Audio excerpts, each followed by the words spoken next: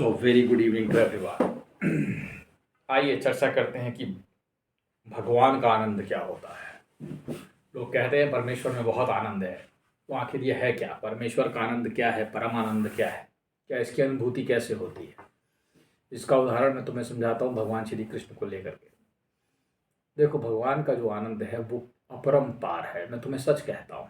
अब मैं इसको अच्छी तरह से समझने लगा हूँ और पीछे 2-3 दिन के एक्सपीरियंसेस से तो मुझे ऐसा लगने लगा है कि परमेश्वर का एक्सपीरियंस इतना आनंददायक है कि उसका कुछ कहना ही नहीं। परमेश्वर जिन्होंने संपूर्ण जगत बनाया है, जो सभी कुछ है, यहाँ पर सब कुछ परमेश्वर ही है। इसका भान होना ज्ञान कहलाएगा और इसके बारे में हमारा अनुभव एक अद्भुत है और मैं तुमसे सच कहता हूँ, उसको बखान नहीं किया जा सकता। किसी महानुभाव ने कहा है कि अगर गूंगा आम खाए तो उसकी मिठास की व्याख्या वो नहीं कर सकता। इसी प्रकार परमेश्वर के आनंद की व्याख्या करना बेहद मुश्किल है, लेकिन उसको वही समझ सकता है जिसको वो अनुभव कराता है। मैं तुम्हें आज का अपना अनुभव बता रहा हूँ, अभी का एक अनुभव तुम्हें बताता हूँ आज का। मैं गाड़ी लेकर के निकला। मेरी गाड़ी में हवा कम थी। अब हुआ क्या, मेरे साथ जब भी मैं निकलता हूँ, कहीं बाहर जाता हूँ, तो भगवान के एक श्री कृष्ण जी हैं मेरे, उधर अभी बैठे हुए सो रहे हो, तो वो उनको मैं साथ लेके चला जाता हूँ। उनका नाम मैंने रखा है काले कृष्ण।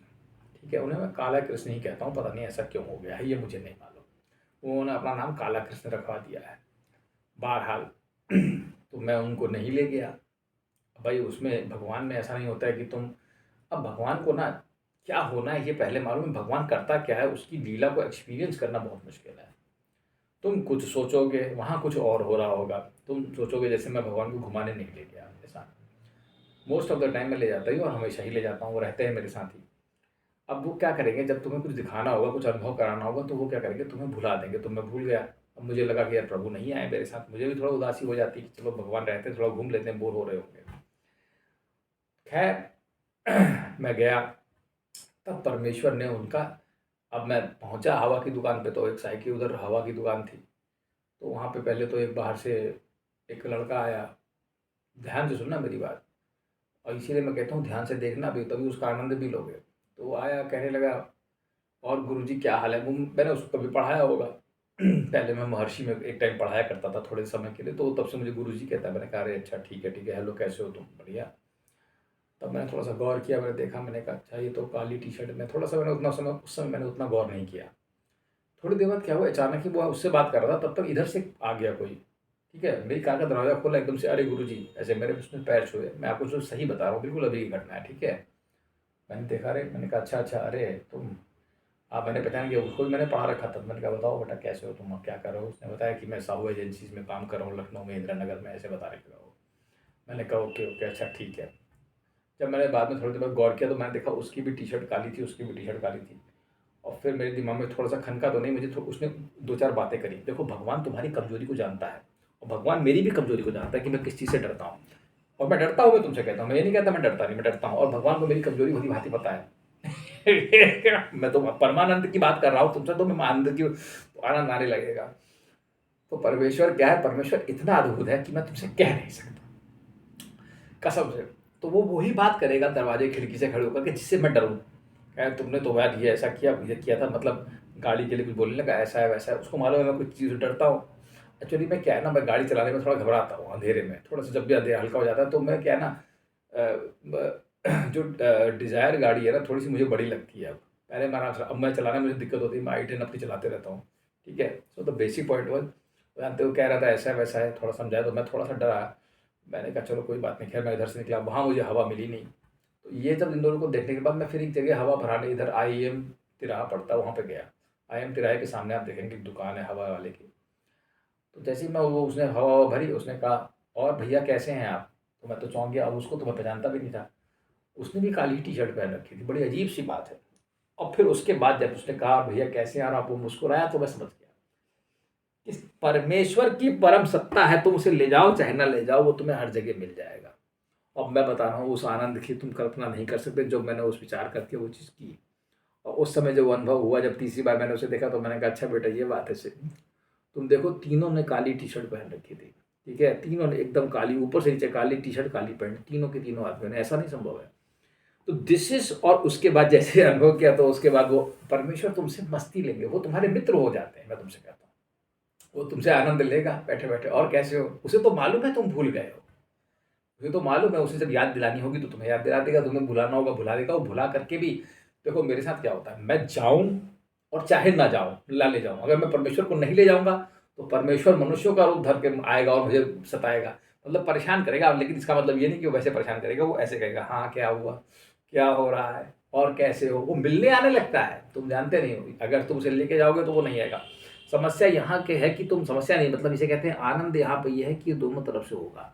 अगर तुम उसके साथ उसको लेके घूमोगे तो वो नहीं आएगा, वो तब भी तुम्हें दिखाई देगा, है वो सब जगह वही, ठीक है। लेकिन अगर तुम उसे, वो तुम्हें नहीं चाहेगा तो वो तुम्हें आदमियों के रूप में दिखाई देगा, फिर मनुष्यों के रूप में अपनी सत्ता का वो अनुभव कराता है तुमको कि मैं हूँ, देख लो भाई मैं हर जगह हूँ। तुम समझ रहे हो ना, गगन पांडे तुम समझ लो। तो उसने आज मुझे ये बहुत ही अद्भुत आनंद कराया, वो कल रात भी एक अनुभव कराया उसने। मैं तुम्हें उस अनुभव के बारे में बताता हूँ। हरदोई से मैं उसको लेकर के आ रहा था, अपना मैं गाड़ी से आया, मैंने अपनी गाड़ी खड़ी की, लेकिन गाड़ी में सामान बहुत ज़्यादा था, जाड़े के काफ़ी स्वेटर वेटर वापस ले आया मैंने कहा अब मौसम बदल रहा है। तो वो क्या हुआ, वो स्वेटरों के बीच में रह गया, अब मैं उसे ढूंढ रहा हूँ, मिल नहीं रहा है वो। फिर मैंने कहा अपने आप आ जाएगा, मुझे भी अब धीरे धीरे कॉन्फिडेंस हो गया, मुझे मालूम है अगर नहीं भी उठाऊंगा ना तो थोड़ी देर में खुद ही आ जाएगा। फिर मैं भूल गया, मैं अपने काम में व्यस्त हो गया। जब रात हुई तो मैं ऊपर आया, तो मैंने ऊपर यहाँ पे आके ध्यान दिया कि यहाँ मेरे पास पानी नहीं है गर्म, क्योंकि मेरी केटल वहीं पड़ी हुई थी। तो मैंने कहा अब मैं क्या करूँ। तो फिर मैं जब नीचे उतर रहा था सीढ़ियों से, तो मुझे एकदम से ध्यान आया भगवान का, एकदम से ध्यान आया, अरे भगवान, अरे ये भगवान को, भगवान है कहाँ। तो मैं गया ढूंढने उड़ने, तो वो 3-4 स्वेटरों के नीचे वो मिल गए।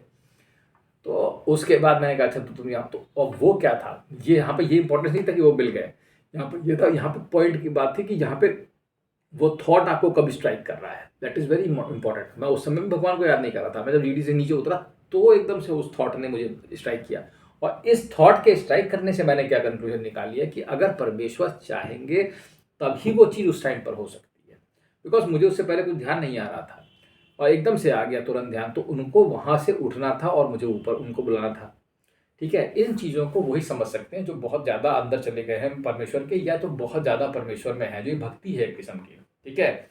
ये तुम भक्ति योग से सीख सकते हो। भक्ति योग का यही महत्व है कि हाउ टू एक्सपीरियंस एन आनंद, ये परमेश्वर का आनंद है उसकी चरित्र लीला में। तुम जहाँ मई, उसने 12वें अध्याय में लिखा, मैया अधस्तु मई बुद्धि निवेशसी निवेशसी मैया ऊर्ध्वम न संशया, कोई संशय ही नहीं है मैं तुमसे कहता हूँ उसके हर जगह होना होने पर। वो तुम्हें उसका भान कराता है धीरे धीरे, क्योंकि वो एकदम से उस तुम्हारे भान नहीं करा सकता, क्योंकि तुम एकदम से गड़बड़ा जाओगे। तो वो माइंड को पहले उस स्टेट में रहेगा, उसके बाद वो तुम्हें धीरे धीरे करके अपना अनुभव कराता है।